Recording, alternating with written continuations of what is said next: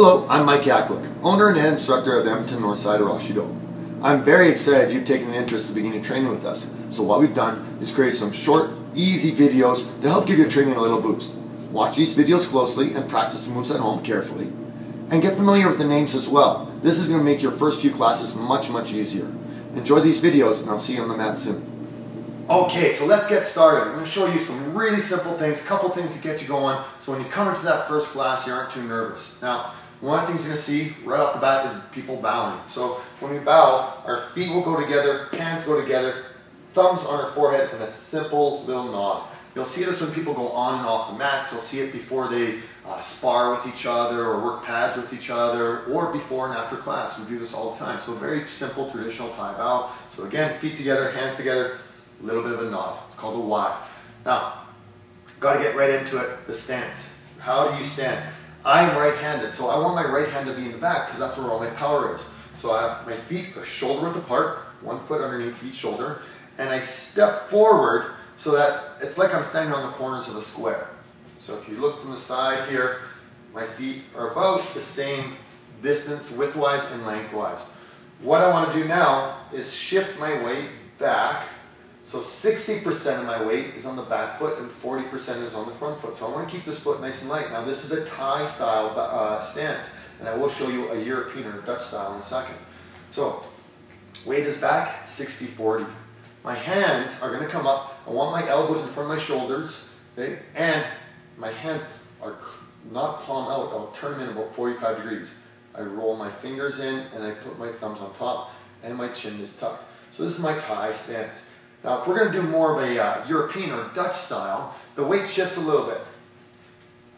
A little bit more weight on the front foot than on the rear foot. So Thai and Dutch. Hands are going to be a little different. So instead of the shoulders and the elbows being in line, I'm going to bring my hands down, almost like a boxing stance. And the difference here is I make a T with my hands, I turn it, I bring one hand out and one hand back. Now, this doesn't look great for right now because you can't see my face, but that's kind of the idea. My hands are up in front of my face protecting it. Whereas in a Thai style, my elbows are going to be up, so it's really easy to block behind my hands. Now, we'll get into the details of whether you should be a Thai or a Dutch style stance right now, but as a general rule of thumb, we want everybody to go Thai style for a little bit because we're learning Muay Thai and we do incorporate the Dutch style later. Now, you got your stance. I'm right-handed again, so I have my left hand in front. If you're left-handed, you're going to have your right hand in front. So, got my stance, weights back a little bit, and hands are up. I want to work on the basic punches. So jab is the first punch you're going to see. It's a really common punch, and it comes off my lead hand, whatever hand is in front. So my hand comes out, and at the end, I turn my knuckles. I want to make sure that I hit with the two biggest knuckles, not the little ones. Right? So obviously these ones are a little bit more easier to injure than the big ones. And I want my wrist straight. I don't want to bend it. If I bend my wrist, obviously that's going to hurt a lot more. That's why hand wraps are really important for beginners. You might be punching a bag or a target that's moving. We don't want to buckle our wrist. So I have my stance, my hand comes out, and I turn it right at the end. Now the other thing is this hand is going to come back, either to my cheekbone or my temple, whatever you're comfortable with. Back. Now don't turn your elbow or don't turn your wrist too early because you can see my elbow pops up. It's very awkward to kind of punch this way. So my elbow stays in and I turn at the very end. There's a little bit of a transfer in my weight forward, but I'm not going to turn my foot. Okay, so just keep you can shift your weight forward, but don't do any rotation. So jab is the front hand. Rear hand is the cross. You got to remember those names. Those are really important.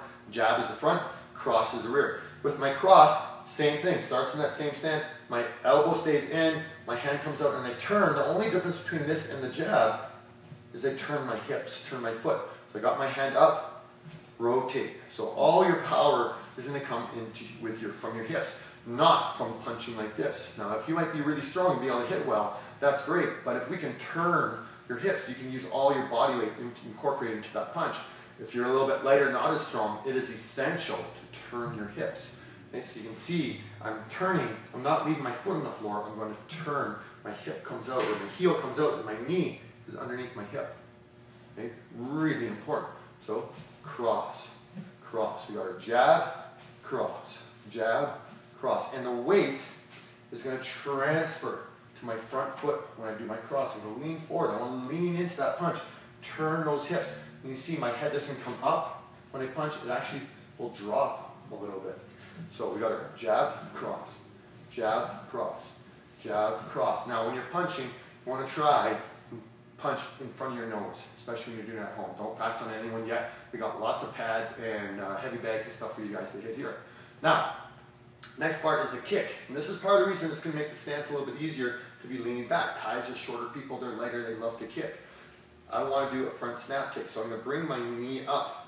My knee's going to point where I want to kick, and the snap kick I hit with the bottom of my foot. Now, that's really, really slow. There's no snap to it. We want to get a nice snap, so my hands are up, lean back, snap, and then back down. Snap and back down. This is to work on the 3 parts of the kick that are really important. The chamber, the extension, and the retraction. So we want to make sure you fall in a good stance, or land in a good stance, not falling forward, not falling at an angle or back. So really, really important drill you can do at home is just stand here. Work on your balance. This is really important, and as an added benefit, it helps strengthen your leg and the supporting leg you're standing on. So, snap kick, front snap kick. Now you can do it with the rear leg too, nice and snappy. Typically you're going to do a little bit more with the front leg, but this is an introduction into kicking, so this is really easy. Now once you get past the front snap kick, we're going to do more of a thrusting motion. This is why I'm turning sideways so you can see my hips. On a front snap kick, my hips don't really move front to back. When I do a front thrust kick, oh, my hips really move. So my hand is going to come down, my heel comes off the floor, my leg is slightly bent, and I lean back, lean back, lean back. And this is going to help me allow my hips to go forward for that thrusting motion. Off the other side, if I'm going to use from this leg to kick, I want to keep my heel off the floor and lean back. Elbow comes down, hand comes up. Thrust kick.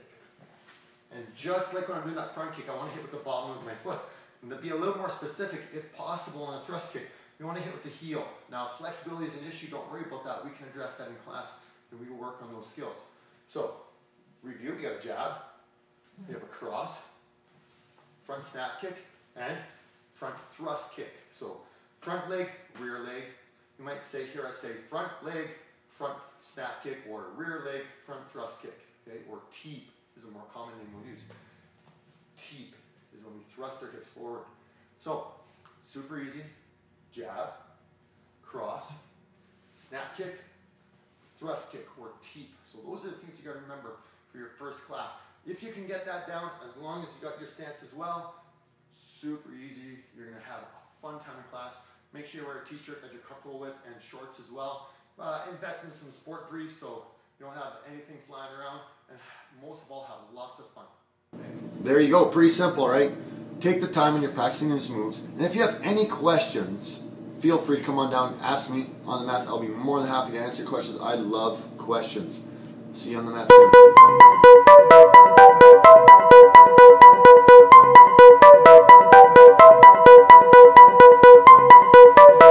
10 seconds push-ups, go right away. 10, 9, 8, 7. Sit up. Punch, punch. Or elbow up. Or this one, Joe. Punch, punch. Punch, punch.